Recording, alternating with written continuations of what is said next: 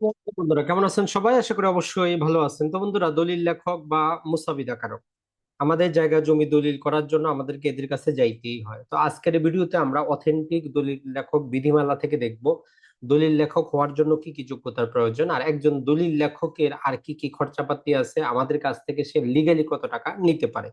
আশা করি ভিডিওটি অবশ্যই সবার উপকারে আসবে। তো বন্ধুরা চলুন, সর্বপ্রথমে যদি আমরা দেখি, এটা হচ্ছে আমাদের দলিল লেখক সনদ বিধিমালা 2014। এটাই বর্তমানে কার্যকর আছে, শুধু সামান্য একটু বয়সটা চেঞ্জ করা হয়েছে।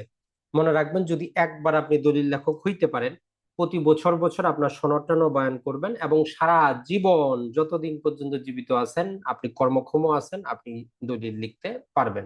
তবে সরকারিভাবে দলিল লেখকের লাইসেন্সটা গত প্রায় 3-4 বছর যাবত বন্ধ আছে। নতুন করে লাইসেন্স ইস্যু করা হচ্ছে না। তবে আপনি যদি দলিল লেখকের অধীনে কিভাবে কাজ করে লাভবান হইতে পারেন, ভিডিওটা শুরু থেকে শেষ পর্যন্ত দেখলে অবশ্যই বুঝতে পারবেন। সর্বপ্রথমে আসি দলিল লেখক হওয়ার যোগ্যতা।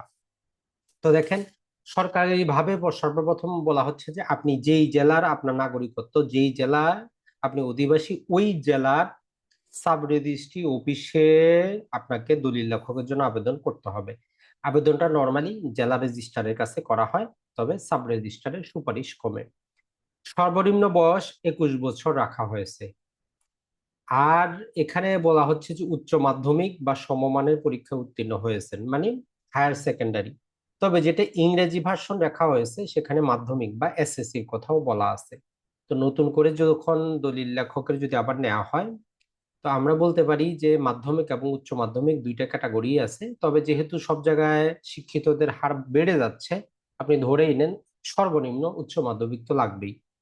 এরপরে ভূমি রিলেটেড কিছু আইনের কথা বলা আছে, যাতে এই আইনের মূল বিষয়বস্তুটা, গুরুত্বপূর্ণ জিনিসটা যাতে একজন দলিল লেখক জানে এবং বুঝে। সেটা কোনটা? সেটা হচ্ছে যে সম্পত্তি হস্তান্তর আইন, সেটা হচ্ছে যে রাষ্ট্রীয় অধিগ্রহণ এবং প্রজাস্বত্ব আইন, সেটা হচ্ছে যে স্টাম্প আইন, সেটা হচ্ছে 1908 সালের নিবন্ধন আইন। পাশাপাশি হাতের লেখা ভালো হইতে হবে এবং উনি স্থানীয় ভাষায় দলিল মুসাবিদা করতে পারেন। তো বর্তমানে এগুলার প্রয়োজন হয় না, কারণ হচ্ছে যে বর্তমানে কম্পিউটারে টাইপ কিন্তু সবকিছু, আর বর্তমানে নির্দিষ্ট ফরম্যাটেই দলিল লিখতে হয়, আঞ্চলিকতার কোনো দরকারই কিন্তু হয় না। তবে হ্যাঁ, পুরাতন দলিলগুলাতে আঞ্চলিকতা থাকে। এজন্য পুরাতন দলিল খতিয়ান পড়তে পারাটাও কিন্তু একটা গুরুত্বপূর্ণ জিনিস। তো যার কি হচ্ছে যে আচরণ ভালো, যিনি সচ্চরিত্রের অধিকারী, তিনি কি করতে পারেন?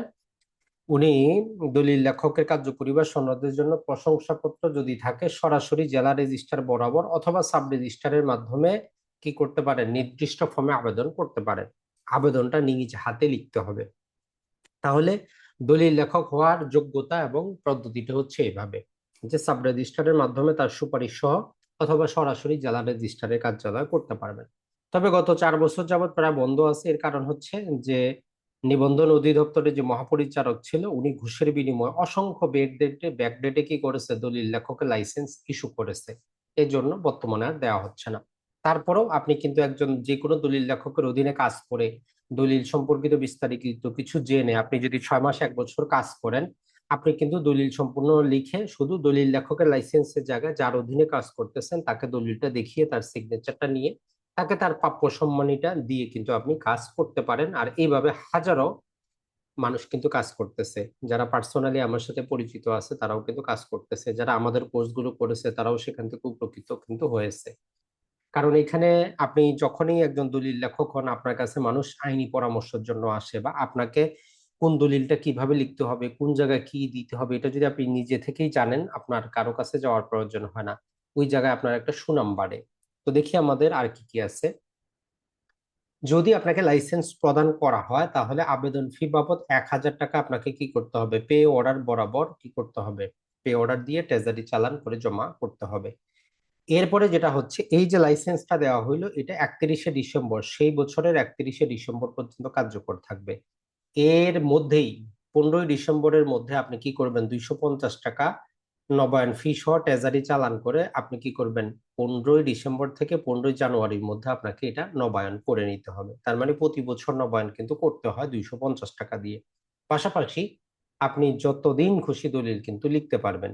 এই যে বিধিমালা আছে এখানে 59 বছর, সম্ভবত 65 বছর পর্যন্ত কথা বলা ছিল, পরে ওইটাকে রহিতকরণ করা হয়েছে।